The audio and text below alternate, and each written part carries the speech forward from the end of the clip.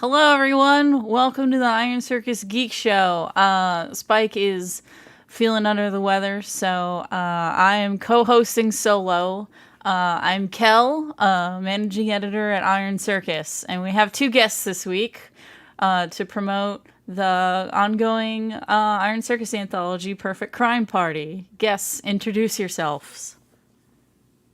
Hey everyone, I am Jackie Crofts. I'm a cartoonist. I live in Indianapolis, Indiana. I have worked on a lot of stuff with James, who is also on this podcast. We worked on a book called Nutmeg together for a long time. We have done a short story in another Iron Circus anthology, You Died. Yeah, happy to be here. Hello, I'm James Wright. I'm a writer based in Los Angeles, California. As Jackie said, we've done quite a few things together. I think we've been making comics in some fashion together since 2013. That sounds right. Yeah. I know, it makes me feel old too. But it's always been a joy to work with Jack and stuff. So I'm glad we got to do a story for Crime Party. And I named this episode Kitty Cat Crimes in honor of your story. And the starting soon scrolling text was cat. I'm a kitty cat, and I dance, dance, dance, and I dance, dance, dance. So one of the comments was, "What year is it?" So bringing up ancient internet memes. Talk about feeling old. But how have you both been since San Diego when I last saw you? Doing good. Yeah. Been all over the place. Back out to Chicago. Celebrated my birthday early because I'm about to in just a week and a day. I'm about to be in Japan on a solo trip for 2 weeks. So it's been a busy summer, but it's been good. How about you, James? Have you also been busy all summer? Busy. I mean, mostly work stuff. Yeah. I'm my day job. I work in video games. I'm a writer at Deck Nine Games. Is probably best known for the Life is Strange series. And so we're working on the next project, and I've been busy with that stuff. But trying to write some short comics in the meantime. I will also be going to Japan, not with Jackie, sadly, but in November. I'll be going for about 10 days. So I've been planning that trip too. So fancy. I just got back from Scotland. Oh, wow. I went to Worldcon, which is where they have the Hugos every year. Oh wow, that's awesome. And where in Scotland were you? Glasgow. So basically, I don't know how much you know about Worldcon, but it's in a different location every year.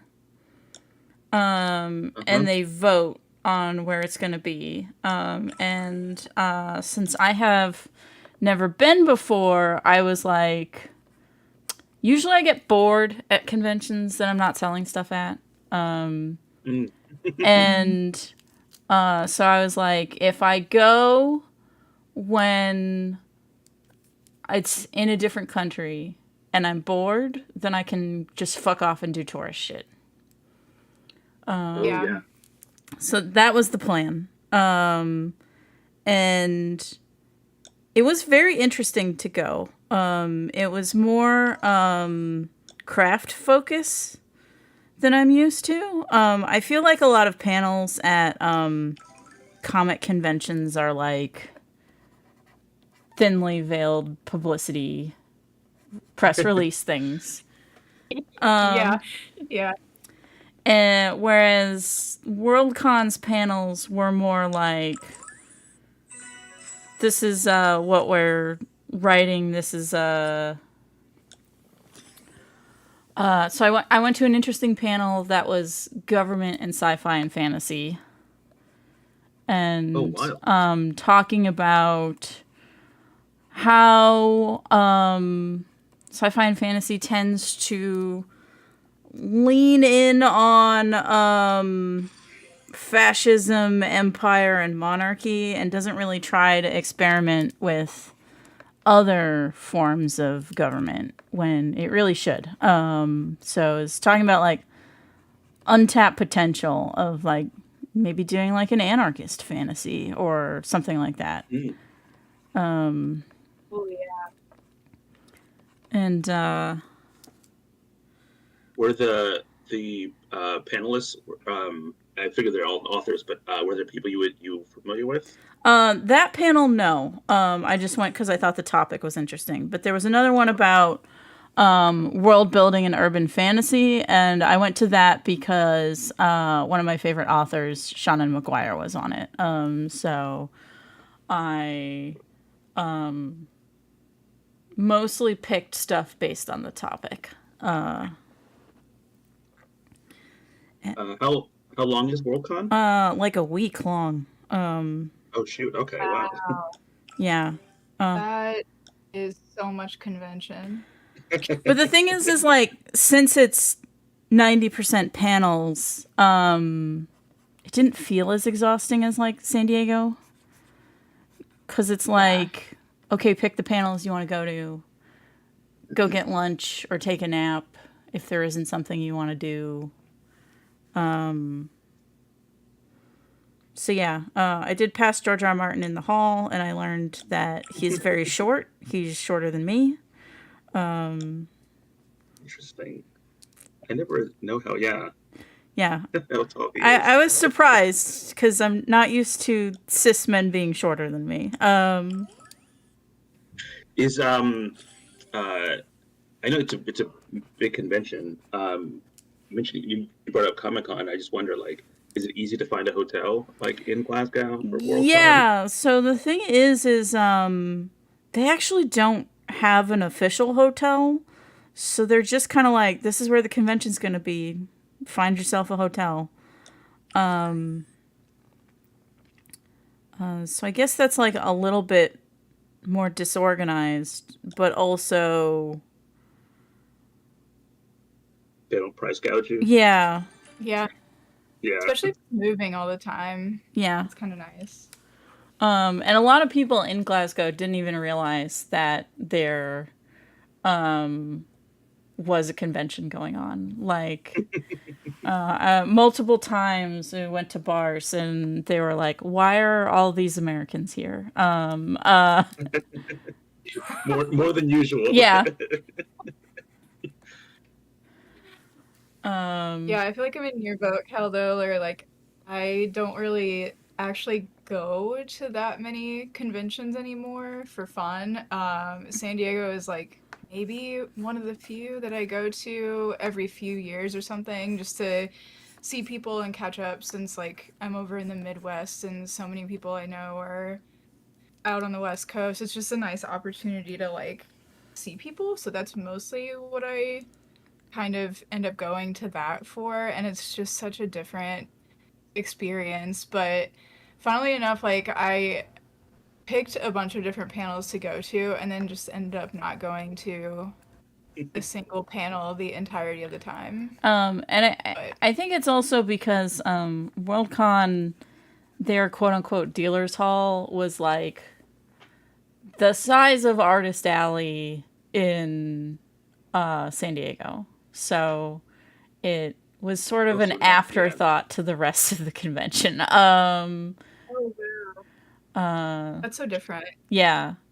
So it is that's why it was so interesting, is that it's like, it's definitely more craft focused, more like, it definitely gave me the feeling of like a professional conference rather than like we're here to sell you a bunch of shit.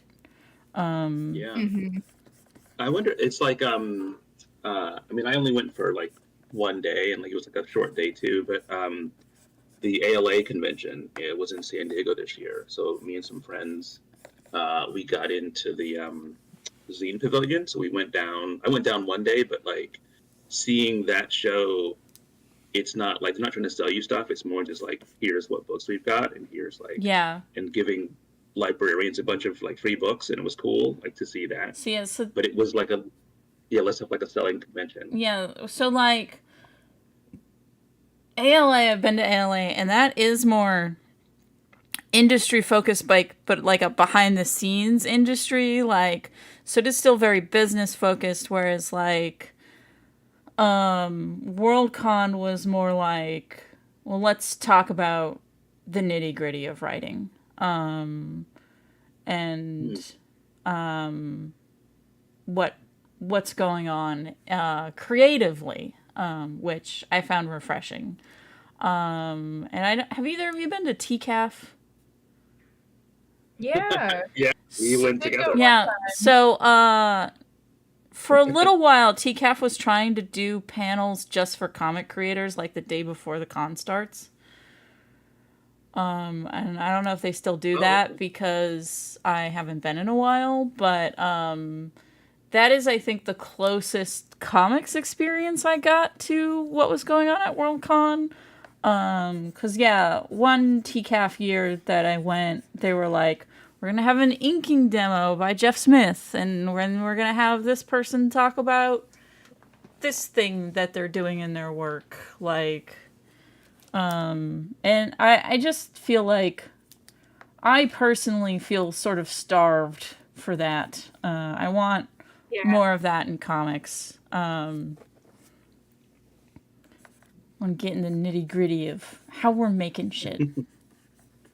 Yeah, I think that like that's one thing I think with some of the shows I've been to, like you mentioned before, like some of them are like more publicity promo, and some of that stuff feels like things I can just see on YouTube later. Like if I'm going to go to a convention, you kind of want to get something you can kind of only experience there.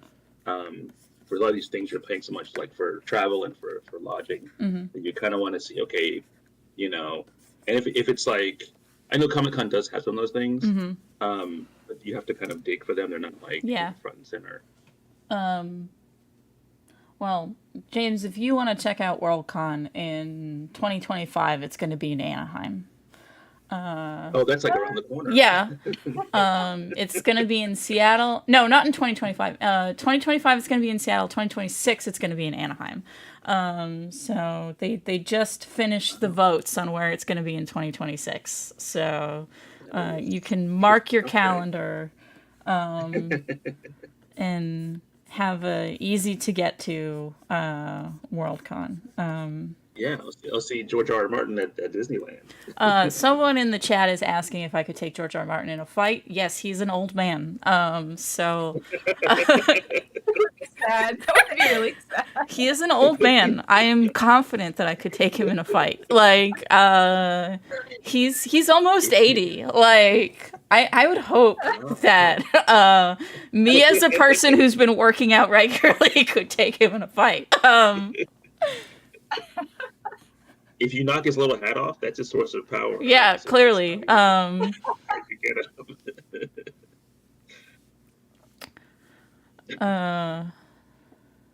Okay, Anaheim in 2 years. Yeah. Seattle's not bad either, you know. Yeah. That's doable. Yeah, me and some friends are talking about going next year and submitting some comic panels.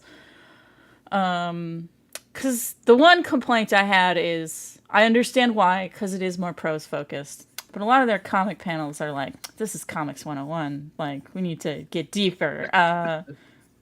They're not just for kids anymore.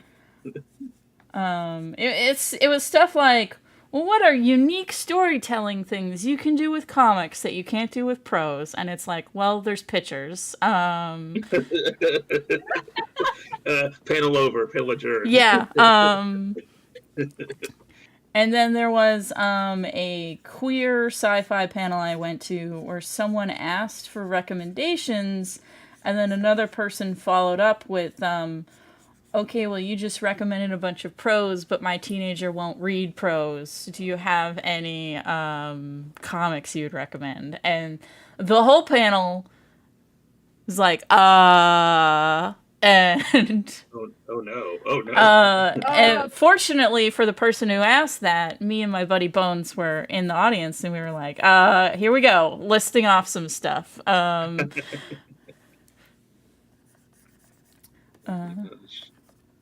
Is that Bones Leopard? Yes. Oh, cool. Um, I don't know them, but I just it's a smallish world. yeah. Their twin Whitney is the editor at Random House Graphics. Oh, okay. Cool. Okay, I think I met Whitney then before Yeah. at a convention at some point. Was very funny is once at a convention I was with Bones at a party, and someone was like, "Oh, I met you at SPX," and Bones said, "No, that was my twin." And the person thought that Bones was joking, but it's no, Bones was serious. That's hilarious. We're not messing with you. We're Yeah, we are actually twins. Yeah. But what are you both working on these days besides Perfect Crime Party cat crime comics? Jackie, you want to go first? Yeah, I'm working on a new comic called the 16mm Club. It's just about a group of kids that are trying to make movies. They're trying to make movies during the summer, sometimes during the school year. Just about like friendships and the difficulty of like merging that with creative like working relationships and creative passions, and how like airy that can get sometimes, especially when like some people are just doing it for fun and some people are extremely serious about it, and you're just trying to like find your way and learn what you want to do with your life. I'm working on that with a friend of mine, Andrew Wiesbrock, and we have one issue finished, and we're working on the second one. I'm really, really enjoying working on that, though. It's been super fun. Yeah, it looks fantastic. The pages I've seen. Jackie, are you printing that, or is it gonna be digital only? I'm hoping to print it. I don't know if we're gonna do some kind of campaign for it or what the plan is. We've got like a deck all put together and everything for it. But so far we've just kind of been working our way through it and enjoying like the creative process of just making it. He lives up in Chicago, so I went to visit him over the summer, and we've been kind of like co-plotting things out. So he's writing the actual like detailed scripts, dialogue and everything, but he's got like a big whiteboard with all of the characters on it, and that's kind of how we worked through each of the issues, just like plotting out points on index cards and post-its and putting them up on this big matrix of like, what beats do we want like this character to hit in this issue? And that's been really, really fun too. That's cool. Yeah, I love one of my favorite things about comics, I think, really is the collaboration that you can do, in the way that you sort of like blend two different personalities, different people into one story. And that's super cool. So I don't want to interrupt, but yeah, I just like what I've seen from 16mm Club, you guys have a good like working relationship. So I'm excited to see more. Yeah. I want to work on more stuff with James too. Yeah, we Jack and I have two things we're trying to do eventually. We have a teen horror thing that we're trying to still figure out the beats for. It's called please don't steal this. It's called Psychic Hauntline, like HAUNT, about these kids who find like a strange bone that like tells them their futures, and then that leads to like falling out among the group. The other one is Jean Grey Gardens, which is Grey Gardens, but it's Jean Grey and Storm as old ladies living in the expansion. We don't know what that is yet, but that's and those I think those are both. Second Hotline is a longer thing. Still a miniseries, I think, is the plan. So older Storm, older Jean Grey, they're gay, right? Like. Oh, yeah. Okay, yes, that's the correct answer. There's not like this is because I've always been like kind of fascinated as like I know that Marvel did that whole run of like old man, this character, that character. Like, man, I want like an old lady Jean book because my yeah. I wanted to put hit her and Storm like have that. Is Jean your favorite X-Men? Or she's in that realm. My first two favorites were Cannonball and Sunspot, because that's what I sort of knew was the first thing I read. The X-Men. I like Jean Grey a lot. I like Storm a fair amount. It bounces around. I liked Blink from the 90s a lot. I liked the obviously the 80s Claremont stuff, but I really liked, when they got weird again, like the X-Men, like that Generation X stuff, like Chamber and Skin, where they looked like freaks more, and I think that was more like you couldn't blend in. We're not Morlocks, we're out here. Yeah. So that was my favorite was always Gambit, because I was a horny 12-year-old.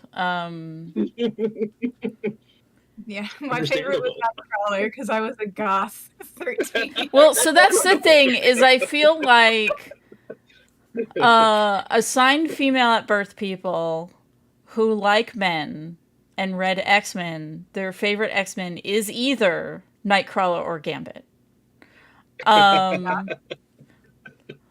Like that, those are the two options. You have to pick from, I can't fully explain like why I like Jean Grey. I think it's like I think she's cool. Even though she's kind of the mom. See, I never thought of her as the mom. Jean is unfortunately my least favorite. Because since she was the prototypical girl, it was kind of all other female characters were compared to her, and she was like the perfection that no one else was living up to. So I ended up not liking her. I also like characters that are mean. I like Emma Frost. I the other day on stream, because I do an art stream with Alina Pete, Wednesdays when we are both available, and I'm reading a YA book that was that I think won a Hugo, but it was the thing that everyone was talking about, called To Shape a Dragon's Breath. And I was like, it's a really good book. I just wish the main character was more of an asshole. But I know that will be a plus for a lot of people, that the main character is not an asshole. And I was like, so I know that's a me problem and not a problem with the book. Well, I think that like Jean Grey might be my outlier in that regard. Yeah. Because I like characters who are scoundrels. Maybe like not so much Han Solo, because he's sort of like the prototypical one. Yeah. But like, if you've ever watched Black Sails, yeah, John Silver was like my favorite character, because I was like, oh, he's a guy who's always trying to scheme and scam. Yeah. And he has no history. And that was such a fascinating like character for me. I was like, oh, this is my guy. So characters in that mold. But the Jean Grey thing was just like, I don't know, like having all this power, not knowing what to do with it, was like fascinating to me. I think it was also she's poorly written in the 90s cartoon. Yeah, she mostly just passes out. And I was like, I can't believe this is the lady that everyone's obsessed with. When Storm is right that's there. Fair. I know, that's fair. So the thing with Jean Grey Gardens, part of it was like my thinking that like if you're the most powerful telepath in the entire world, and then you what if you have dementia? Like, what does that look like? Ooh. If like, as you know, you start to like, fade a little bit as you get older. And so part of it is like, Storm comes back to like take care of Jean, like because they were, have this connection or whatever. But also there's this like sense like, is it a good day or is it a bad day for Jean? Not to get like too dark in that territory, but like that was the thing that I've always thought about, like what happens to these mutants when they get old, Yeah. What do their powers do? What do their powers look like? Do they get more powerful, less powerful, etc.? And so like this idea that Storm has sort of like she's still Storm, but has like a localized weather effect going on over the mansion to keep like the plants growing and stuff, like that kind of thing. And they're secluded; no one bothers them. So the story is like there's a young mutant who's doing a documentary about the mansion or something, and shows up, and they're there, and they like the kid interviews them and stuff. So it's like this is the next generation of mutants, and so many people have forgotten about so many of them over the years, but these two are still here. So that's all. That's the yeah. So I just wrote a really short dumb thing that my friend Aya is doing thumbnails for now. It's a 6-page comic. It's Old Man Yowie is the genre. Good. It's I didn't know what kind of person actually drawing this, James. I'm so excited. It is. It's called Cigarettes and Cigars, and it's basically just like a fanfic of Elliot Gould from the long goodbye, because he was in LA and he's a detective in the 70s, and he would have overlapped with Columbo. So him and Columbo like meet in a bar, or meet in a diner, and have like this conversation. And then they make out. I just want to try to write. They don't make out yet. Okay. We wanted it to be like, could we do more of these? Like, we'll see how the first one goes, and then like these little 6-page things where they always meet in the same diner, kind of thing, just to keep it like the same location, or keep it easier for Aya who's drawing it. But we don't have a deadline. It's just like, I wrote it in like an afternoon, like this like 6-page thing. And so she's doing thumbnails this week, she told me. So I'm excited to see what that looks like. But that's it. That's see, now I'm just thinking about there's the thing that I see going around on Tumblr that's I support gay rights, but I also support gay wrongs. And those are the stories I want to read about, are gay wrongs. An April Fool's joke announced that Charlie Day was going to do a toxic queer couple sitcom with him and opposite Daniel Radcliffe, and I was like, I want that. Why can't that exist? I hate you. That should be real. That should be a real thing. Yeah, that should be a real show. I want to see them throw things at each other. I mean, if you want to see, I mean, my current toxic gay couple show is Interview with the Vampire. I know. I love that show. That show's great. Yeah. I finally watched all of it. James told me to watch it at San Diego Comic-Con. He was like, "You're gonna love it. You're gonna love it." And then as soon as I got home, I could not. This is the couple dynamic I want in a TV show. For those at home, I have just posted the GIF of Mac and Dennis from Always Sunny when Mac gives Dennis a plate of mac and cheese and Dennis just flings it across the room. That's famous mac and cheese.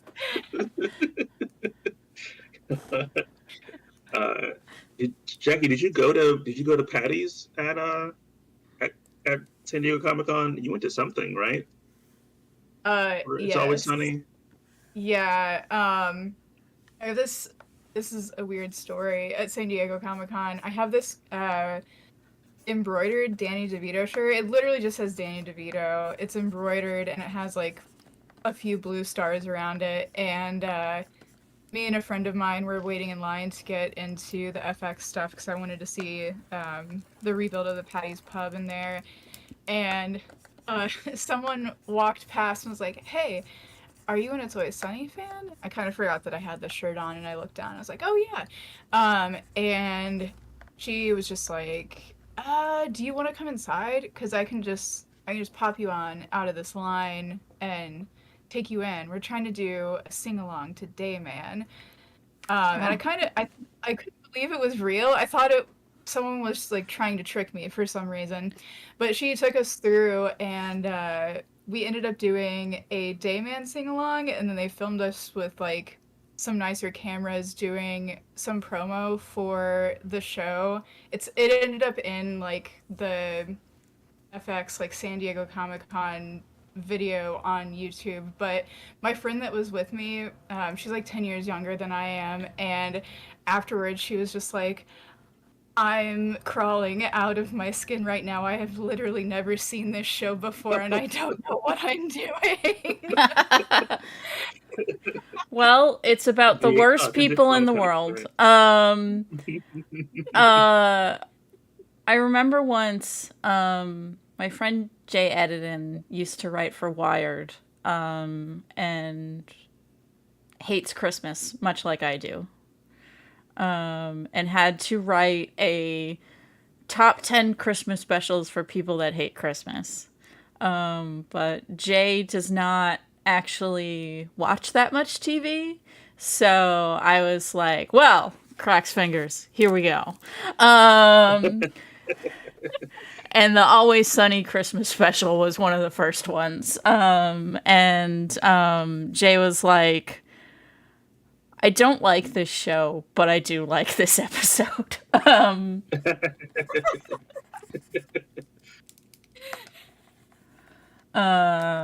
don't think I've seen that one, yeah. It's Charlie and Mac have a Christmas tradition of throwing rocks at trains. And also you find out that Charlie's mom is a prostitute who fucks people on Christmas if they're dressed as Santa. So Charlie now realizes that every Santa has fucked his mom. Is that the one where Mac finds out that the way he got yes, his presents were Mac's parents rob every house on Christmas morning. He's like, you go next door and you get the presents. Yeah, he's like, you go to a house, you open a present, and then you go to the next house and you open another present. So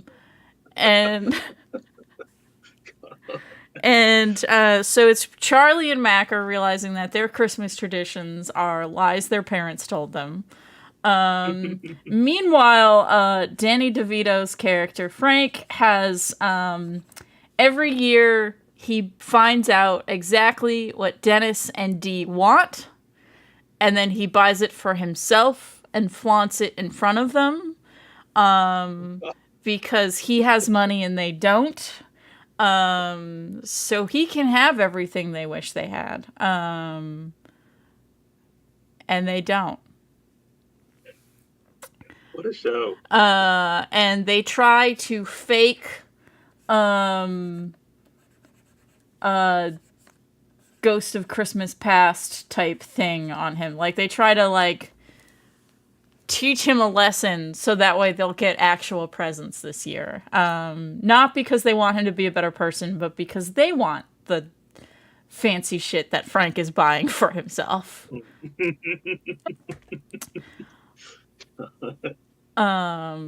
the worst people. Yes, they are. Yeah. I watched that one tonight. Yeah.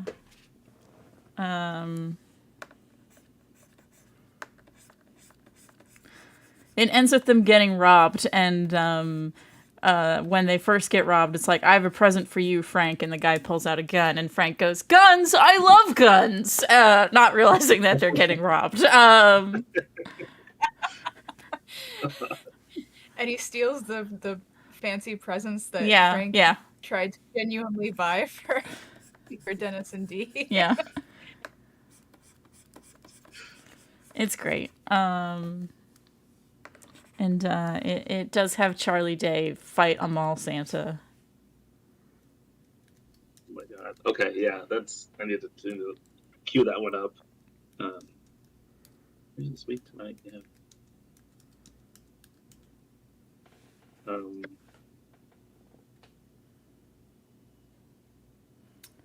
But yeah, so that's my speed on horrible main characters. And I remember I really like Mad Men as well, and when talking to other people that like Mad Men, got some odd looks because my favorite character is Pete Campbell, who is the worst person on the show. Yes, he's easy to hate though. But here's why he's great. Is because he doesn't know how to be a good person. Whereas clearly Roger and Don are charming enough to fake being a good person. So whenever they stoop down to Pete's level, they look worse by comparison because Pete doesn't know any better. I never thought about that. Like at the end of the show, when Bob Benson asks Joan, "You don't like Pete?" Joan thinks for a minute and then goes, "Well, he's never lied to me." Because he just shows up. Also, He's just so fun to watch. he is also, they make him the one that's right about the future most of the time. So even though he's hateable, he's the one that predicts Kennedy is going to win in the first season. And he's the one that is like, we should sell things to black people. Yeah, I remember that. Yeah. And everyone else is like, why would we do that? And Pete's like, 'cause they have money. What's the point here? We want people's money, right? Yeah. Right, we're advertising. This is not like Yeah. money is green. Yeah. Yeah, I was thinking like I think like an overabundance of horrible people on the show can be tricky sometimes for me, but which is why it took me a little bit to get into like Succession, which is just everyone is the worst person you've ever seen on television. There's not like any redeemable character in that show. No one is redeemable. But it's so compelling to watch them fight. Yeah. That like I don't even care what else is going on in the show. Just like put them in a room and fight. There is a YouTuber I like who made an argument that Succession is about climate change. Because their failing bodies and failing health are things that their money can't buy them out of, much like climate change. Oh wow! And this is him probably just reaching, but it was a very entertaining video where he's talking about it's all a metaphor for climate change. And he also described Succession as, what if Arrested Development was shot like Mad Men? That's exactly what it is. Yeah. Because it's I think like this isn't like the hottest take or anything, but at its heart it's a comedy. Yeah. That just looks like a drama, a prestige drama. Yeah. Because it's our guy Jackie, Jesse Armstrong from Peep Show. Yes. The showrunner. And that's a show that I think me and Jackie and our friend Josh, who lives in Indiana as well, have watched multiple times. And so anything that he does after that, I'll keep an eye out for. And he did Succession. I was like, perfect. Yeah. I need to finish Succession. I haven't watched the last season because I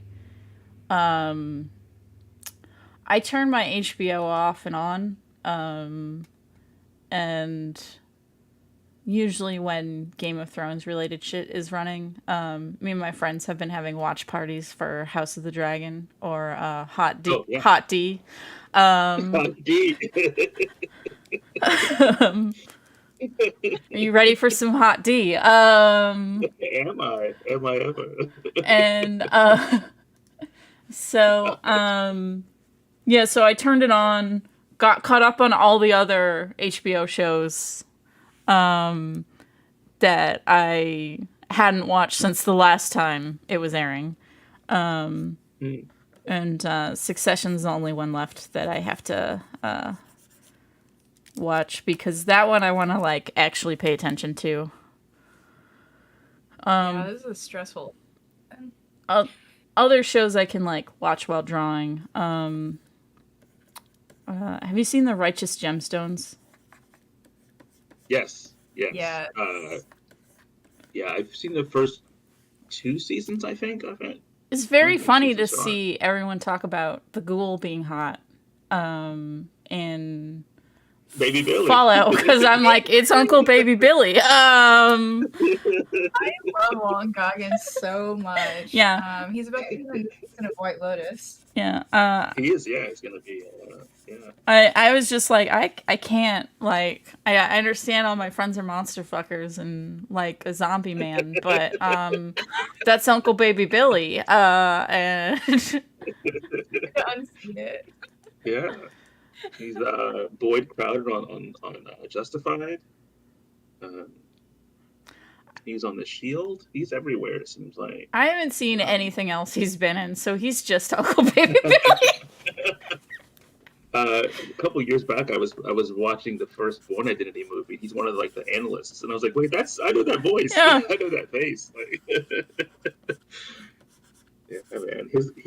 There was some meme that I saw that was like, "Yep, that guy is definitely Walton Goggins." Like, he's like perfectly named person. Yep. He looks like a Walton Goggins. Yeah. Yeah, the Righteous Gemstones is good. What I've seen. I love the weird former Satanist Keith. He's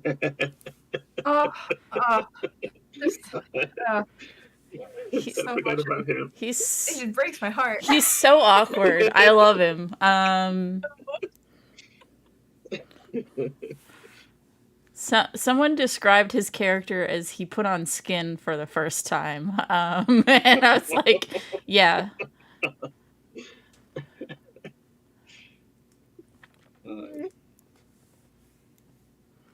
That's a good one. But yeah, Interview with the Vampire is fucking great. Like, I can't think of a show that's better right now. It's so good. Amazing. I don't know, like, I was telling, I was telling you guys, Jackie, that, like, it's like they put out a casting call for, an actor to play a vampire, and they found Sam Reed, who just is a vampire. Like, he just, like, the register of his voice hits in a way that, like, oh, that's just how a vampire would talk. Like, you know what I mean? There's not, like, there's no artifice. It just feels like they're filming a vampire now. It's funny because Anne Rice didn't like him when they cast him, or didn't think he was right for it. Wow. I think it's because the one role he did before this that she had seen is very, very different. And he is actually putting on a voice when he's playing Lestat. Mm-hmm. So he doesn't always talk like that. So she is like, Okay, this is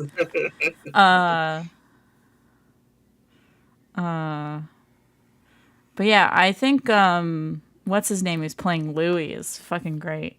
Yeah, Jacob Anderson. Yeah.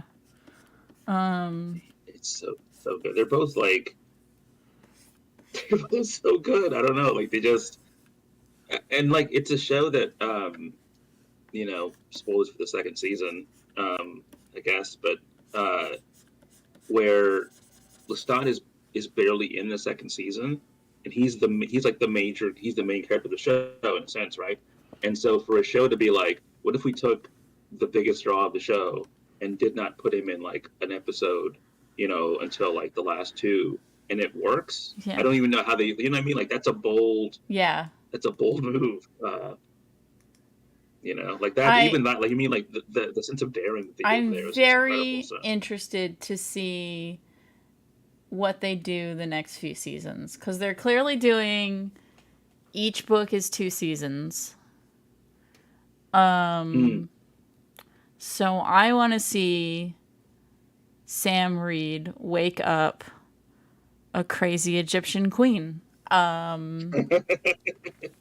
the next one's Queen of the Damned, right? No, so the next one is the Vampire Lestat. But the Vampire Lestat ends on a cliffhanger that picks up immediately from Queen of the Damned. So it's kind of one book that was cut into 2. A big problem with the movie Queen of the Damned is that they sort of mushed the 2 books together, and there is enough material in one book to have a lot of stuff end up on the cutting room floor for a movie, let alone 2 books, which is why the movie is kind of a mess, because 90% of the story was cut out. Oh, Jesus, okay.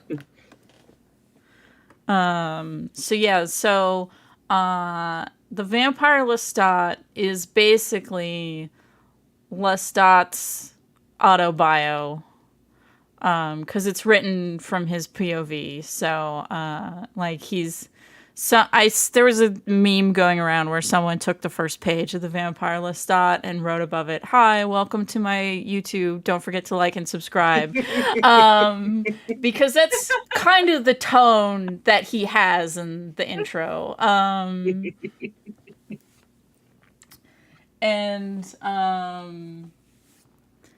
It's that's good. I think a shame of the movie, like one of the things that got cut out is there's a vampire who...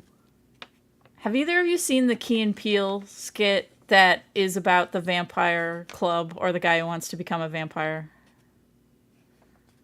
Oh God, I may have. It's basically he joins the vampire coven because he wants to be immortal so he can see future cars. And that's it. Like, he doesn't care about any of the goth stuff, so he's like, why do you keep touching my nipples?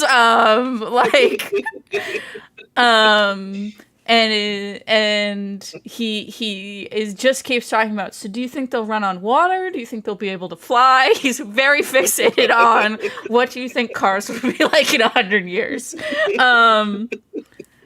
And in the Vampire Lestat, there is a vampire who is kind of like that. Like, he is obsessed with new technology. Like, if any vampire in the Anne Rice universe knows what TikTok's about, it would be this guy.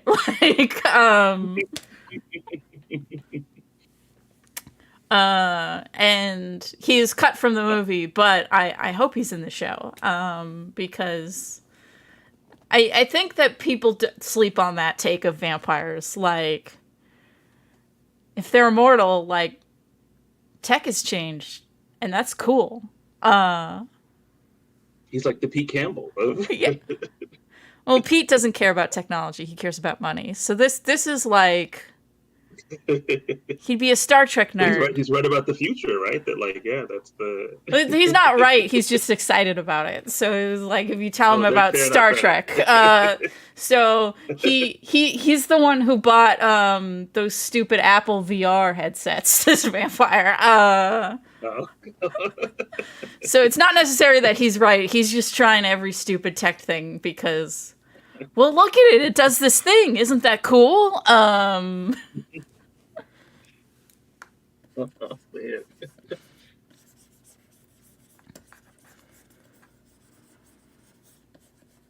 Yeah, that's the interesting take, is like, when you think of vampires, you do think of the, like, the sort of goth angle. Yeah. And not the... Wouldn't it be cool to see, like, this thing in 50 years or 100 years?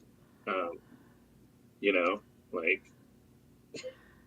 Oh, imagine what video games are going to look like in 10 years, 15 years. Because if you think about it, like Lestat is from before the combustion engine like was invented. Like, so it's basically this other vampire is like, oh my god, cars, you guys. Like, Can you imagine just like sticking around hoping to see like future car, and you've been around since Horse and Buggy, and what you get is like Cybertruck? oh Like, yeah. that's what you get. The saddest car. You know what? Just stake me now. Don't He's even- like, it doesn't even fly. Like, I waited around for this. Yeah. Never mind. I changed my mind. Just walk into the sunlight. That's Oh, so Interview with the Vampires, when they get old enough, the sunlight doesn't hurt them. Oh, Yeah. it's helpful to know. Yeah. It's I never understood like when that like switch happens. But yeah, I know that crazy Egyptian lady can go in the sun. And then I think because Lestat drinks her blood, he can too. So it might be if you're close enough to her. Also, vampires are caused by nanomachines. I don't know if they're going to keep that in the show. They went midichlorian with it.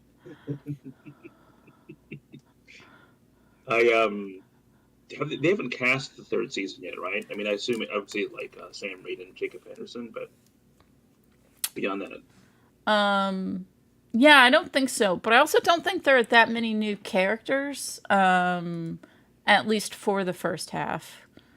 okay. Or at least new characters that are vampires and therefore Anne Rice fans would care about. Like, there's a bunch of human people that don't make it to the end. So,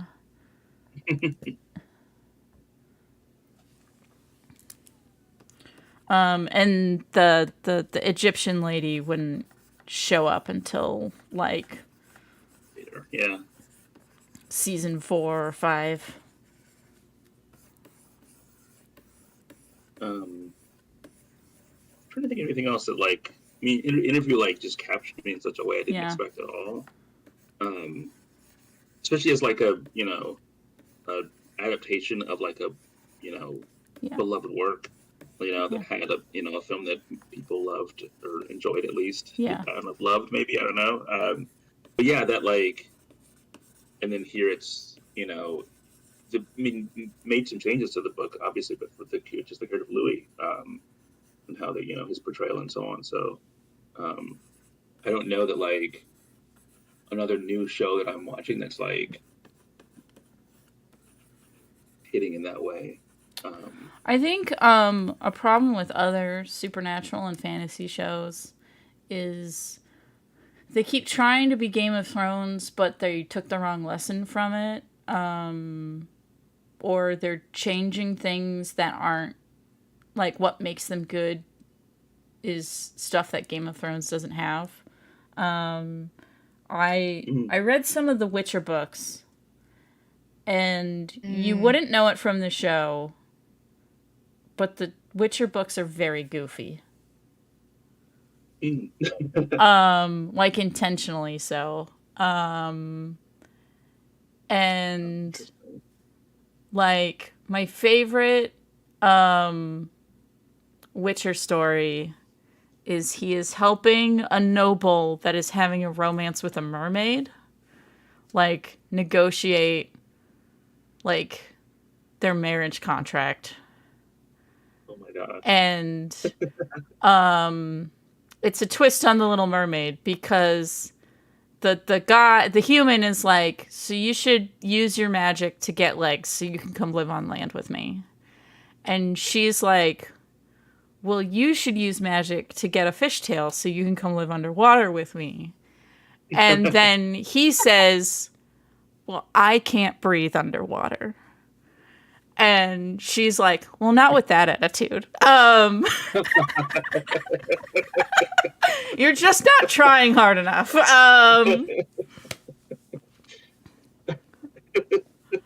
And yeah, because the show is very much like monster fighting, yeah, and not like monster negotiation. A go between, yeah. yeah. And also, the books really want you to know that abortion is great. Oh. There's a part where what made me actually read the books is a YouTuber I like described this one scene where Geralt is talking to Cersei's mom, the queen lady that dies in the first season. And in the books, she asks him, you do this like law of surprise thing and take kids that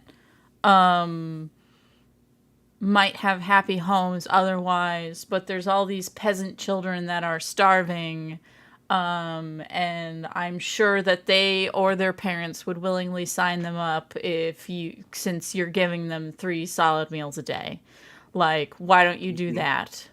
And he's like, well, listen, if someone can't afford to have a kid, they should, and don't think they can support it, they should probably consider getting an abortion. Because, like, if you know you can't support that baby, maybe that is the best option. And she's like, well, obviously some ladies are doing that, like, because that's, ladies having that choice is, like, obvious, and why would anyone interfere with that? And, like, it's so obvious that women should have the right to get an abortion if they want, that, like, why are we even discussing it? And the YouTuber described it, and then they look at the camera and high five. And I was like, that has to be an over-exaggeration. That cannot literally be the dialogue from the book. But it is. Like, they're... Like, I remember the quest being very like in the game, being very goofy and kind of more like whimsical like that too. I never finished it because it was just like so huge. I remember starting it and doing literally every single thing in the area that I was in, and I was like, wow, that took so long. I must be getting like pretty far into it. And then I realized that I just like completionisted like just the opening area. The opening area, the tutorial area. But yeah, so like the tones of the game are closer to the tones of the book. And well, I was really thrown off by the show. I was not expecting. Yeah. It was very different than what I thought it would be in my mind after playing the game. But and then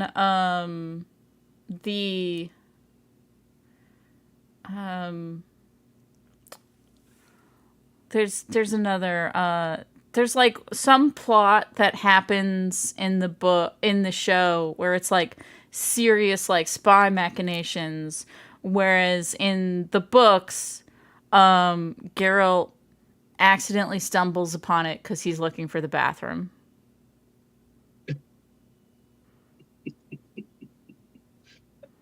Like, they assume he's a spy because I just need to know where the bathroom is a really lame excuse that people give to cover that they're being spies. But he really was looking for a bathroom.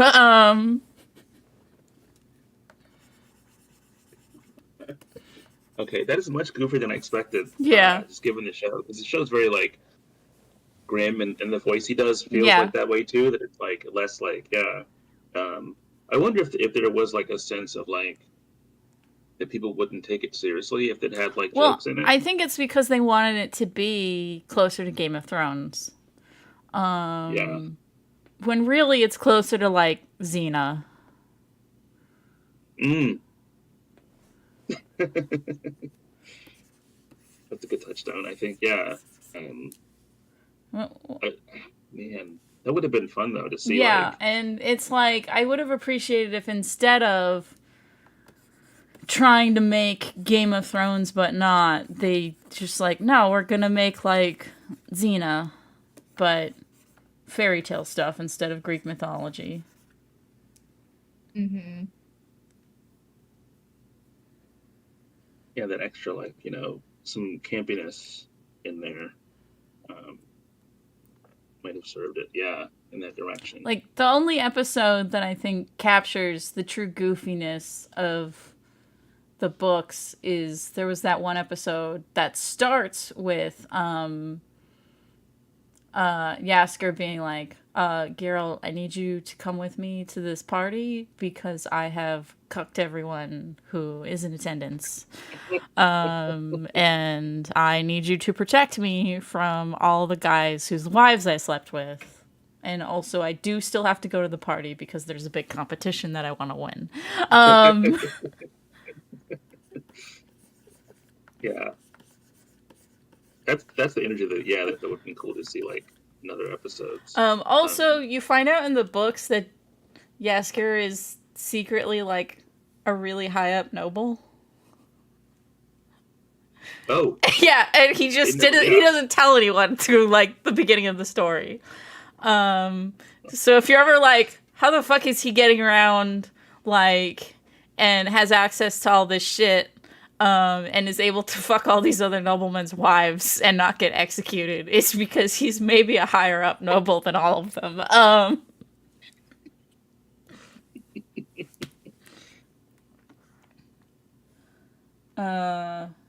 Yeah.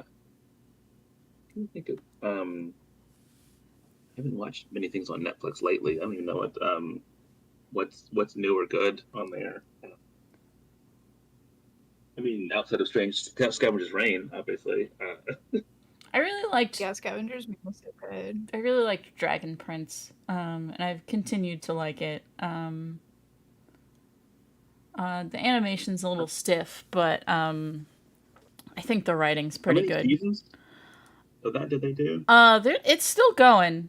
They announced the new one. That is going to be the last one. And I think they're at 7. Oh wow! I didn't know it kept going like that. The seasons are really short, is the thing, so it's kind of hard to tell. Like, well, what's a season and what's season 1, part 1, season 1, part 2, that sort of nonsense that Netflix likes to pull.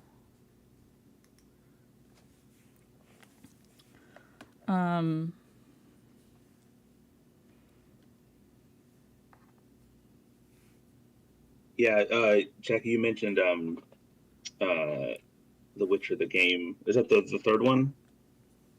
Yeah. Or were you playing an earlier one? Okay. Yeah, Jackie and I and our friend Josh have been like in various stages of Sekiro. Mm-hmm. Like I've beaten it, but I'm trying to. Our friend Josh is like near the end, and we're trying to get like peer pressure Jackie into liking this game. They got me into it, and I have started it. I'm just like, I'm struggling. I'm struggling. I've never played it. What is it about? It's in the Souls genre. Okay. So like Dark Souls and Elden Ring. It's the one where you're like a ninja warrior. Okay. And you have lost your left arm. That sounds right. And it's been replaced by a prosthetic that has a grappling hook on it, so you can like traverse the terrain by like launching yourself across the vast expanses. And there's like this kid who's like the divine heir. You're protecting him, and he's been stolen from you.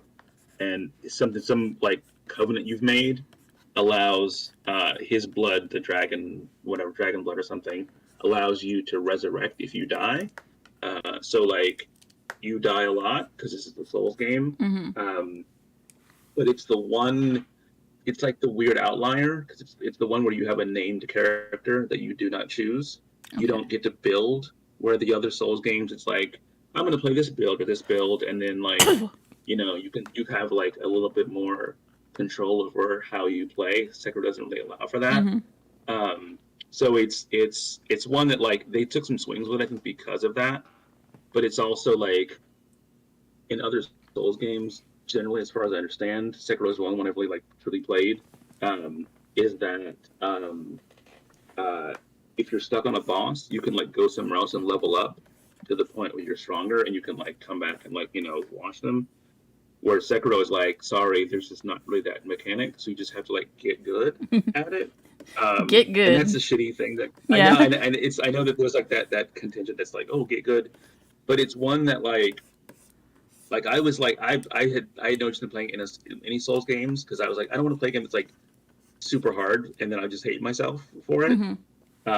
But my coworker was like, the first Sekiro was the first Souls game that she played, and she's like, think of it like a rhythm game, and that changed the whole mechanic for me. That like, oh, it's like a dance where you're like, he's gonna do this, then I gotta block, and then you've got to, it's like and it changed the. It's still a hard ass game, but it like allowed a level of entry point for me. Yeah. And it's like it's very difficult, but it's like it's also the like. I jokingly call it Weeb Souls because it is very much like, oh, you like Japan? You like people in Japan? Yeah. But this is the game that's like, you get to do a lot of the ninja stuff in this game, which is very cool. And I've just been like, I will talk about that game to anyone who will listen. Net Fisher in the chat, and this is referring to Dragon Prince, is saying that he loves the blind pirate with 2 eye patches in Dragon Prince. That is a good character. And he does come back. I have to catch up with that because I think I watched the first season and liked it, and then just kind of fell off. Yeah. The one thing that I have as a complaint in the newer seasons is so there's the bad guy has 2 kids, and he has the one daughter that's learning magic, and so she is getting more into dark magic, and now she has a boyfriend who's a trans guy who is a great character, but I don't understand why he is okay with being on team bad guy. Like, he is so nice that it's like, she's like doing some war crimes and you're just cool with it, I guess. And that seems not in character with the rest of the way he is. He knows he's on team bad guy. Yeah, so the thing is like, he's seeing the war crimes happen, so it's not like she's hiding it from him. Yeah, so I was just like, I don't know why he's okay with being on team bad guy. Because they were past the point where they could deniably go, are we the baddies?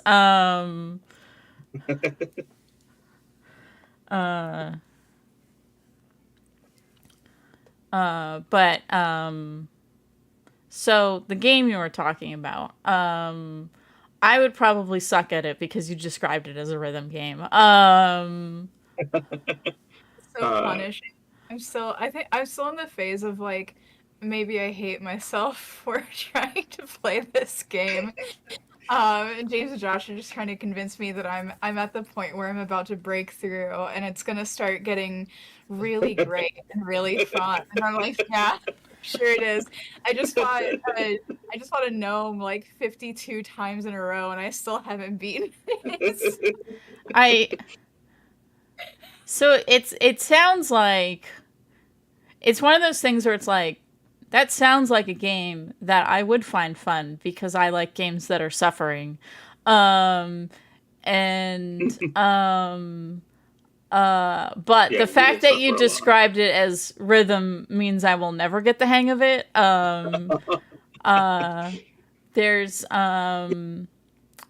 there is one rhythm game in Link's Awakening that you need to complete to progress, and it's not even a hard rhythm game. And I've never gotten past it. Like, I was like, oh, I guess I'm just never completing this game. Oh no. Yeah, You with should channel the rhythm game aspect of it, James, because I do like rhythm games, and I think I yeah, can maybe get through it if I start thinking of it in that way, because approaching the boss fights right now is just like I panic and then I start like button mashing, and it's not yeah. a game This is where no. Yeah, where you can willy-nilly hit things. Like I just panic. Like there's something in my brain that's just like anxiety.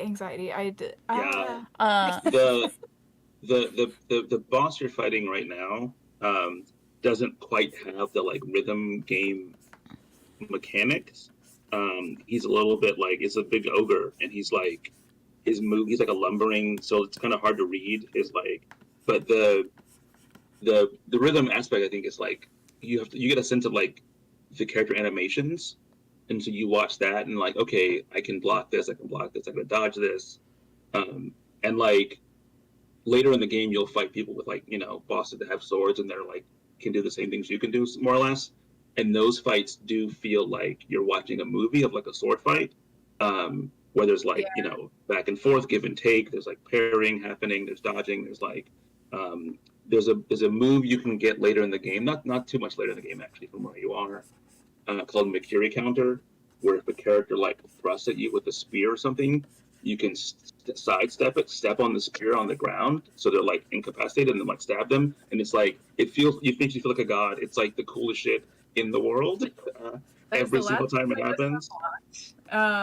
Yeah, the gnome is basically just like either belly flopping on top of me and crushing me to death, or doing a giant bear hug and then flinging me off the side of the cliff into oblivion, and then I'm sad and I wish I was doing something else.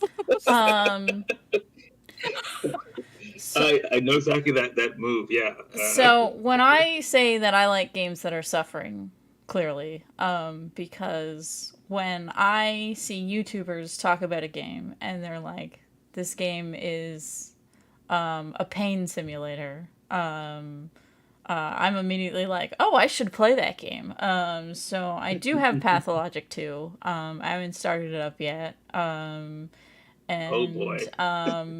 I the only reason why I haven't played Fear and Hunger is I found out it does not work on Macs. So I need to get either a Steam Deck or an emulator to crank into that suffering game. Uh, as it happens, the coworker who told me about Sekiro and the rhythm game loves Pathologic too, so you can get a sense of like what her vibe is. So But yeah, Pathologic, she said, yeah, it's like a game that like that it hates you, and also that like being bad is part of the like appeal. it's Like, you're in a pandemic, and you yeah, gotta survive. Do you know about Fear and Hunger? no. Fear and Hunger is described by many a YouTuber as an RPG that hates you. And it hates you for playing. It is a brutal, haunted dungeon, like where like otherworldly monstrosities have mutated everyone in this like castle and dungeon. The it has like turn-based RPG combat, so it's a little bit more strategy focused than getting your timing right. You can target each monster's different limbs. So the strategy of the game is like one of the first things you'll probably fight is a big ogre that has a like giant butcher knife in one hand, and then just has an empty fist in the other hand. And the strategy that most people recommend is you cut off the arm that has the big giant butcher knife. And then he can't attack you with the big giant knife. Now, the problem is that the enemies can also target your limbs. Oh, shit. So, the reason why you gotta get rid of that giant butcher knife first is because if he attacks you with it, you're losing an arm or a leg. And if you lose an arm, you can't hold two-handed weapons anymore.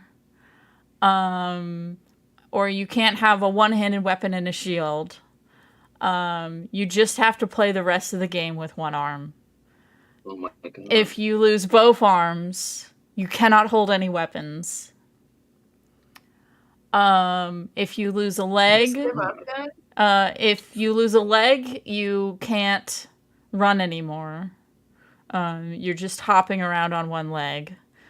If you lose both legs, your character, instead of having a walking animation, the sprite is very clearly dragging itself with its arms, while it has bloody stumps for legs. And so you do get to keep going. It's not like game over. It's not game over. Like, maybe you should restart the game, but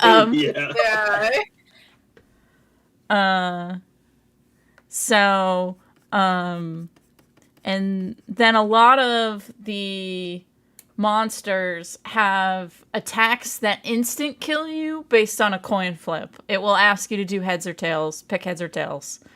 And if you lose the coin toss, you die, basically. Jesus. Brutal. There's no leveling up in the game, so you never get stronger. You just get better at figuring out the strategy to deal with each enemy. Fear and Hunger, it's called? Yeah. What kind of, what's the visual? What does it look like? Sorry, what kind of... Hold on. Oh, there's also a lot of dicks in the game. All the monsters just got their dicks hanging out. So when you say you can target no. You can target their penises. Okay, I was like, they're like we're making the game. Like, what if you made a game where that's like the design document? Like, so I'm going to send you an image that I cannot show to people watching the stream because YouTube does not allow for dicks on stream. Oh my god. Oh my god. That is what I saw when I looked it up on my phone just now, and I was like, is that what I think? Yeah, that is a giant penis. It says the stinger is pulsating. It says. Yeah, so he does attack you with his penis. Okay, that's certainly a choice. But yeah, so it's also like everything in all the different chests is randomized. So you might get really lucky and get really cool items up front, or you might just get fucked and starve to death. Oh, so you have to like, do you have to like find food? Yes. So you have you have 3 health bars. One is your hunger bar, one is your body health bar, and one is your mind health bar. And if you lose all your mind, you basically every character randomly gets a phobia assigned to them. And if your mind gets to 0, you get panophobia, so you're afraid of everything. Oh god. And if you are afraid of a thing, your attacks are weaker against it, and it does more damage against you.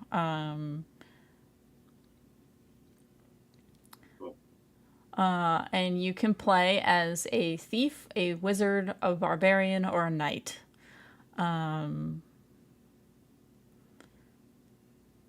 And night seems like it would be the best option at the beginning. Because she's the best at combat and has armor and the best stuff at the beginning.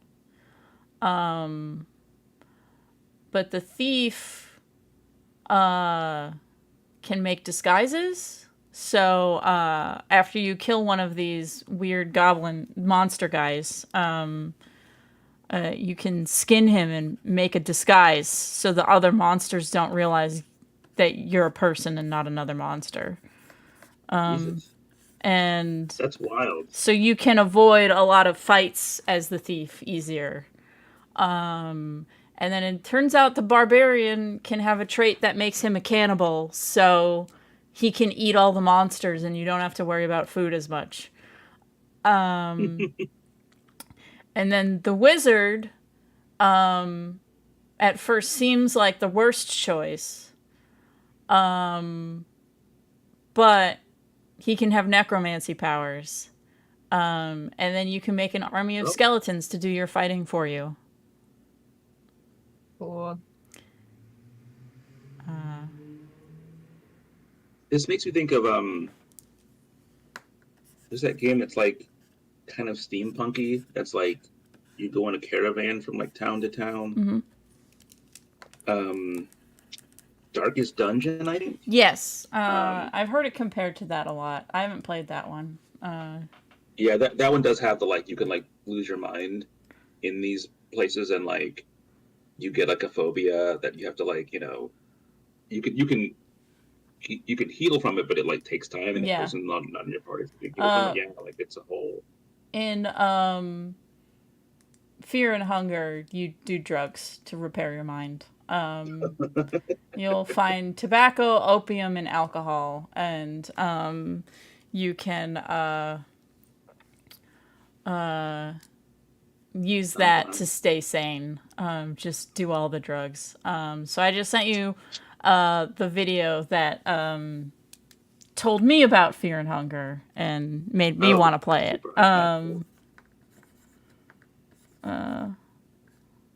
I don't know if you've watched his videos before, but I really like them. I haven't, but no, this is good to like. Sometimes like a little like explainer will be the thing I need to like get me into something. Yeah. Yeah. Because I don't not like punishing games. I think like something like Sekiro got me because it like tapped into that part of my brain that's probably undiagnosed ADHD, where like I can hyper focus on fighting the same boss for 8 hours, when I should be like doing laundry or something. No matter how many times I'll die, just like okay, I'm gonna fight him again, and just like it's frustrating, but like you see the Sekiro arc is this guy's impossible. Wait, no, he just did that thing. Hold on, wait, okay, I think I got this. There's like an arc to it where like it goes from impossible to like possible to like oh I've got it, and then you get the pattern down, and then you win. But like that first stage is like and I love the game Hollow Knight, which has a similar thing that's like really fucking hard. And this is I think this type appeals to me slightly better is because since it's turn based, I can think about what I'm doing more. So it's not that like getting the timing just right reflexes thing. It's am I prepared enough? Do I know how to deal with this? Like pattern recognition thing. Oh yeah. Mm-hmm. Just kind of get acclimated to the characters, the enemies. The turn base does give you like a minute to breathe and be like, okay, set it up. Yeah. I wish I had a better PC or like a Steam Deck or something to play things. I feel like I'm missing out on like a whole just like group of games that are so interesting and I would be really into. I think the only thing that I've been able to play or that I've played recently on Steam is a friend of mine got me into playing Lethal Company, but we only played few times because it just my laptop is basically just like I use it to do like to basically print my art and stickers and stuff like that. So things like every game runs so bad on that laptop. But Lethal Company was so fun. It's like I think the first game I've played that has like a proximity chat, which was really interesting to me, where like when someone runs into another room, you just can't hear them anymore. I mostly play stuff on console because I don't want to look at the same work screen for fun. I know, same. Yeah, I'm mostly console too. So, the game I've fallen into is Baldur's Gate 3, much like a lot of the internet. Me too. I've got a weekly game night going with a group of my friends right now, and it's so fun. I'm playing as a dirge character. I'm kissing Astarion. Hey, I that's not hard to do. Like, Here's the thing. People say it's hard to do because he isn't strictly good or strictly evil. Um, it he he's basically an idiot that thinks fights are funny. So it's not that he wants you to be an evil overlord, or a goody two shoes. He wants you to troll people and get into fights that you shouldn't. And he also doesn't want to help people unless you're getting paid. So it's like a weird, like, kind of evil, but not really. It's just selfish. Because he wants you to be nice to him, but he doesn't want you to save children without getting paid. He is not anti-saving the children. It was, you better get paid to do it. So I usually, when I know I'm going to do goody two-shoes stuff, I tell him to stay at camp. Because then... oh, so he's not there to see he's you. not there to see me be a goody two-shoes. But if we're going to be murder hobos, then sure, he can come. But also, I always just pick the funny answer. And he usually likes the funny answer. Like, there's a part where you run into a monster hunter who is looking for him. And obviously he gets mad at you if you sell him out to the monster hunter. He also gets mad at you if you don't let him kill the monster hunter. But what I did is I had my character be like, when the monster hunter's like, I'm looking for a vampire spawn, my character said, oh, so not a real vampire that's actually dangerous. And then Astarion's like, I don't know. Vampire spawns can be dangerous and deadly and strong and cool. And then the monster hunter's like, yes, they're only weak compared to their masters.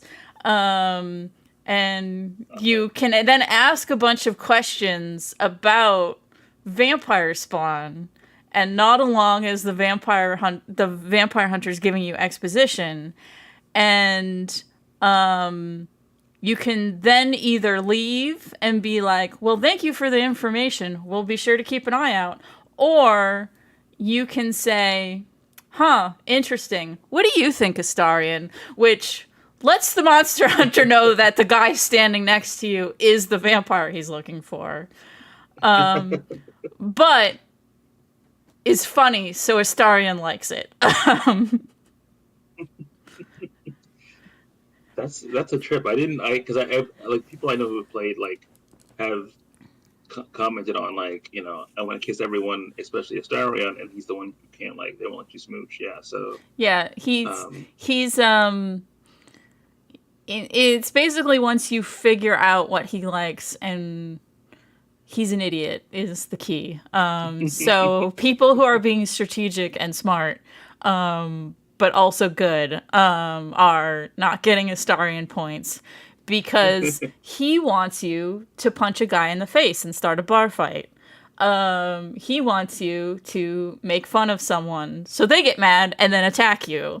A player like added a mod that lets you know everyone's approval points to every single reaction, and was only picking what Astarion wanted, and their reaction was like, I've never gotten in more fights, like not in my evil run or my good run, like he wants you to the fight everybody. uh, Jackie, what kind of character did you make? I made an elf, a wood elf barbarian named Dad. I got a screen cap when we played last night of just like there was some new like story character that we ran into, and he's like trying to introduce himself, and my first option was pleasure to meet you, I'm Dad, and it's so silly. But it's really interesting playing with like, because I did start another game around like when it came out, and I was only playing with one other person, so we had more of the story characters, like more interactions with them because they were in the party more. But now I'm playing with 3 other people, so we have like a full party of So you're not just getting like, anyone's interactions. yeah, yeah, I'm not getting like any of those interactions unless we like go back to camp and stuff. Or like if someone can't play for one night, we'll like swap in a character or something. But it's just like a whole other kind of chaos because you just like it's super interesting that people can just kind of like be literally anywhere they want to be. And it's so hard to wrangle people to just like stay together or like stay in an area because we've got people that just want to like they just want to like antagonize and try to steal and try to and like if you're in a town and you like repeatedly try to steal over and over and over even though someone is like catching you more than like a few times in a row, you'll just like you'll end up fighting the entirety of the town, Yep. and it's really hard to come back from. It's like you have to reload a save that's so far back that you're just like, oh, what, So guys, this again. oh, also, Dirge characters have an advantage kissing Astarion, because Dirge characters get extra dialogue with him. Because it's like, I Okay. secretly want to murder everyone, you secretly want to murder everyone, let's be best friends. And so there are definitely some extra options for Dirge characters to get on Astarion's good side. But I've been making notes on future playthroughs, what I want to do. Are you both playing on console? Yeah. Yeah, I am. I've been streaming mine on Sunday nights. And Oh, nice. yeah, that's the way to limit myself so I don't play all day every day. Because the audience needs to keep up with what my beautiful tiefling boy is doing.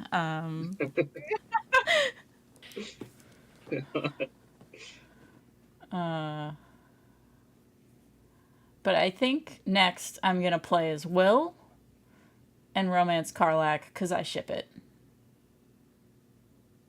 Oh, I just ran into I just got Karlak. She's awesome. She's great. Will's great. They should kiss. Agree.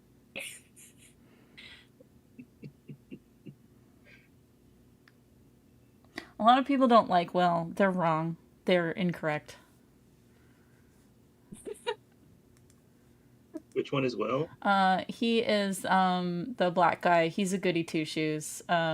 He basically wants to be a superhero, which I find very endearing. He has a dramatic superhero entrance when you first meet him.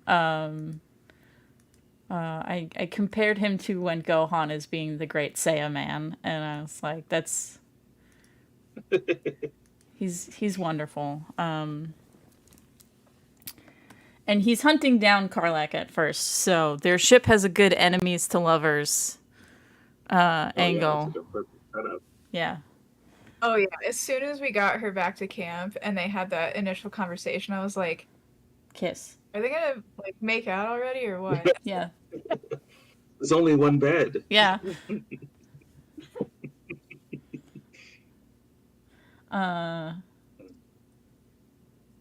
Yeah, exactly. That's exactly. And then I want to play a sorceress and bully Gale, because if you are a sorcerer or a sorceress, you can bully the shit out of Gale. Yes, that's amazing. Because it's like, oh, you spent years and years learning how to do that? Well, I can just flick my wrist and do that since birth.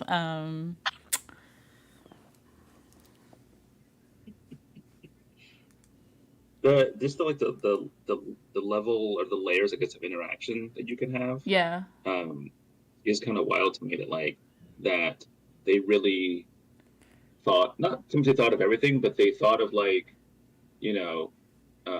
these interactions, because there's a thing with a lot of times, like with role-playing games, that many players will play the good or the nice version first, and then come back theoretically and play like maybe the bad guy version. Yeah. And so you want to have like choices that feel interesting, that it's not clear entirely like this is the good choice, this is the bad choice. It's also they give you a lot of interactions that are specific to the class that you're playing or the species that you're playing.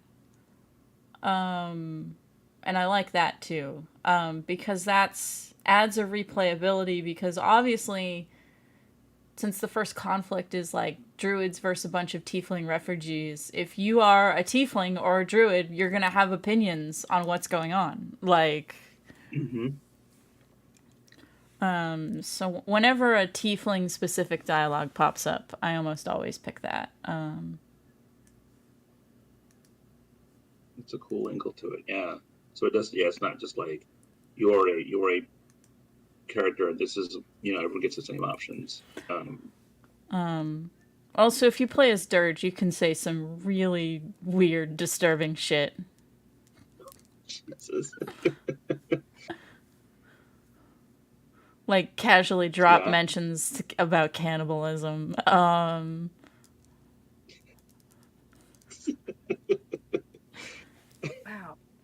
I don't even think I have. I don't know if I've run into him yet or not. So Dirge you don't run into unless you play as them.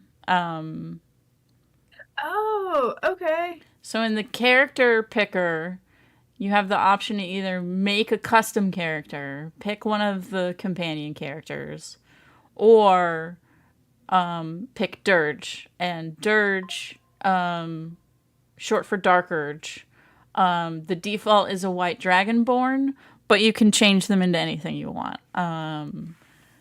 Because what's important is that they want to murder everybody. That's the important part. Yes. That's what makes them the Dirge? Yes, they have a Dark Urge. Yeah, so they... Okay. One of the first early Dark Urge options you get is... you get Gale because his hand is sticking out of the portal. And if you're a Dirge, you can fantasize about severing said hand. And then you come out of a fugue state and oops, you've done that. And then you can't recruit Gale because you've cut off his hand and trapped him in that portal. And there's also, you run into the first corpse on the beach and you get like dialogue that's like, for some reason the sight of corpses comforts you.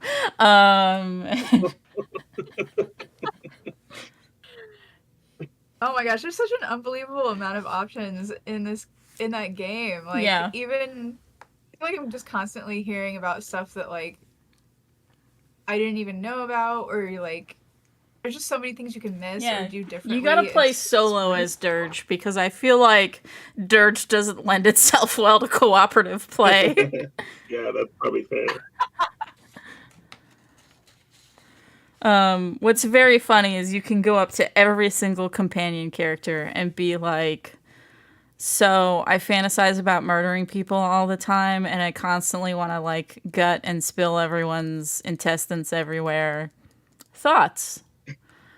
Yeah, right. You gotta find Um, someone to match your freak. You know. and every single companion does not take you seriously, except for Lae'zel and Astarion. Because Astarion's like, huh, tell me more about your weird fantasies. And then Lae'zel is like, listen, a lot of people are really into violence, but you need to like focus it on battle. Otherwise, you are wasting your energy and are being inefficient in your murder.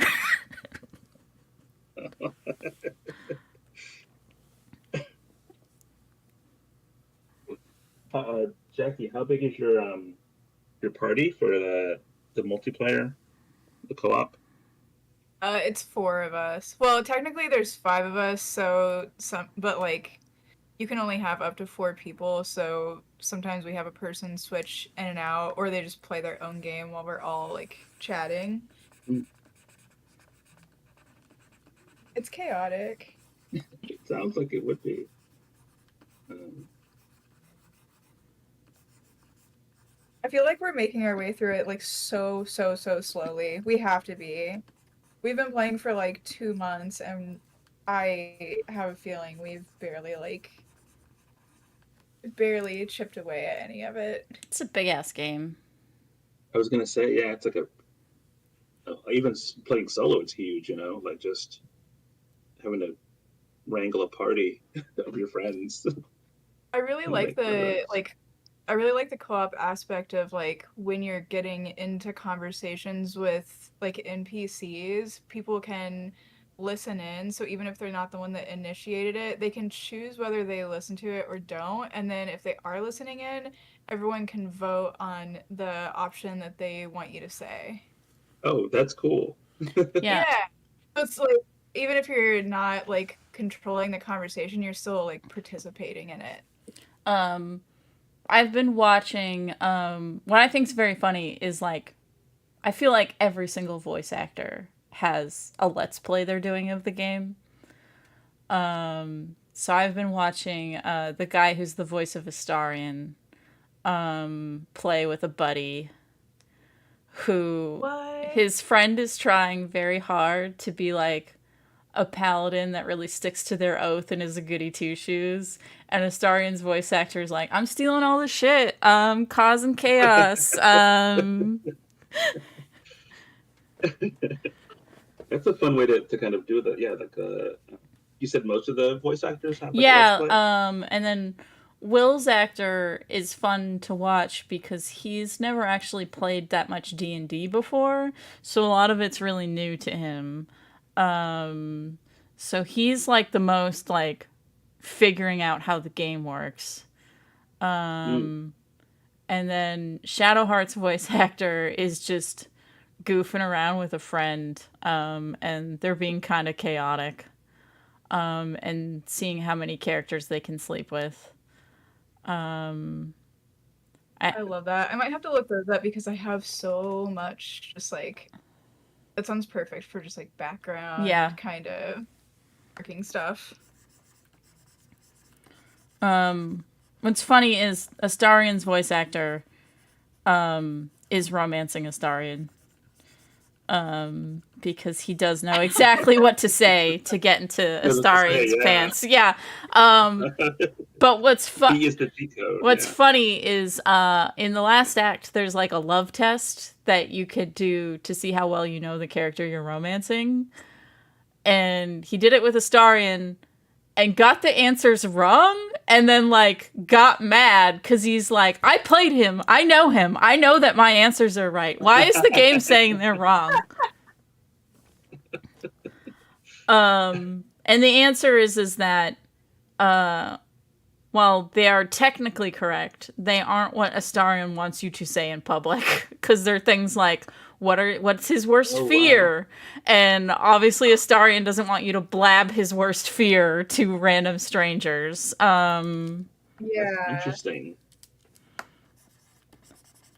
They really did think of like everything in that sense, right? That even the actor was like, wait a minute. Yeah.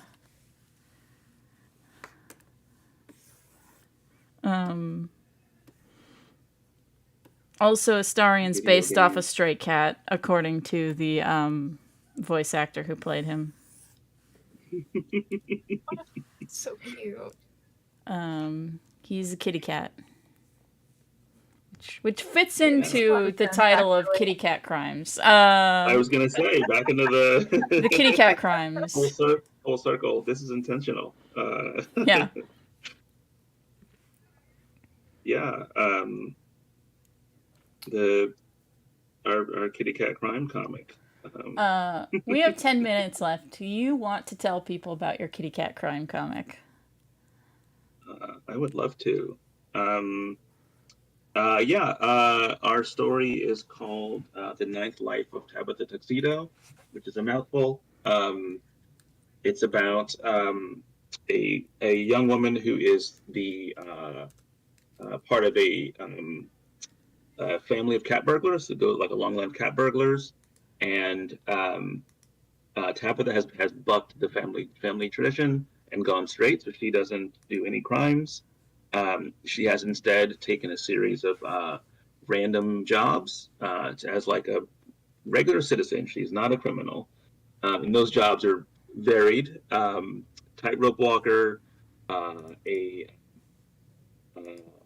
tightrope walker. She works as a bouncer. She does weightlifting. All these random seeming jobs. And part of it is the way the story is told is her mother is in prison and has written her a letter, basically like the kiss off, like you didn't do the family business, so I don't want to talk to you anymore. And she like lays out the kind of things that Tabitha's doing that brings shame to the family. You know, these random jobs that didn't have any like purpose. And then we learn that like Tabitha has done those jobs so she can break her mother out of prison. Mm-hmm. And so each of these jobs has a specific task in the lead up to, breaking her mother out of prison. And so I am showing it on the screen for the stream so they can see the first couple of pages. Thank you. So like Tabitha is a bouncer, so she can like spot like fake IDs and then make fake ID to like get into the place to free her mother. And so each job feels random, and then you learn how she uses what she's learned to free her mother. Yeah.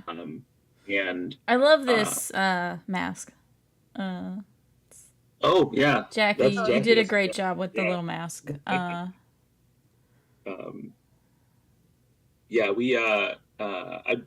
talked to Jackie about it, and I was like, "Hey, does it sound like a thing that you'd be into?" And Jackie's like, "All on board." And so there is, her name is Tabitha Tuxedo. It's probably not a mystery. It also has a cat burglar, who or what Tabitha really is. But hopefully that reveal gets is saved for the story when you read it. But yeah, this was a fun one. I had a blast writing it. Jackie crushed it as always. I don't want to take all the time, Jackie. If you have other comments. Yeah, no, it was really fun to draw. It was like a surprising challenge because I didn't really it didn't register in my brain that because she's doing jobs plus the sequence at the end, I would have to research and do draw a completely new location for literally every single I'm so sorry. It was really cool because then I got to research those different things and draw a lot of stuff that I don't normally draw, and that was a lot of fun. I Yeah, like it this looks fantastic. city planner down shot. Oh yeah, yeah. So she can see the blueprints for the building that she's going to have to get into. Um, yeah, that was yeah. So her ninth life or her ninth job is the one where she's got to like free her mother. Yeah. It's sort of yeah. So go back. Perfect Crime Party. We're just $300 away from being halfway to goal. And we're 7 backers away from 300 backers. So fun time. I really like Darling Doesn't Know, this one with the 2 actors trying to kill each other. Yeah, we got a lot of we have a fun little heist with the otter and some alien heists going on. Yeah, I'm excited to see the book. Stories. Yeah. Yeah, same. It's funny because like looking at the list of people who are contributors to this anthology, like some of them are people that we know, some of them are friends of ours, and it's always cool to see like your friends in the same book, especially to see kind of what stories they bring to it. So I can't wait to get it in my hands myself.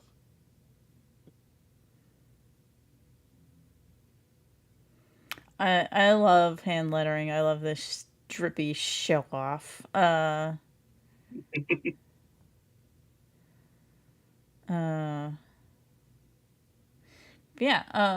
Well, thanks everyone for watching. James and Jackie, thank you for stopping by and chatting about various cons and video games, and let us know if you ever want to come by again. Yeah, that'd be great. Thank you. Oh, this was fun. Yeah. Thanks for having us. Yeah. Thanks everyone for watching. Next week we're gonna have David and Alyssa, who did the where is it? The polyphonic funk My Outlaw Melody is next week's guest. Jackie, James, if you haven't listened to it, David Brothers has a podcast called Manga Splaining. Oh yes. Yeah. With Chris, Chip Zdarsky and Chris Pusher and Deb Oki, and I really love how they're doing deep digs into different mangas and a wide variety of topics. I wish there were more podcasts like that.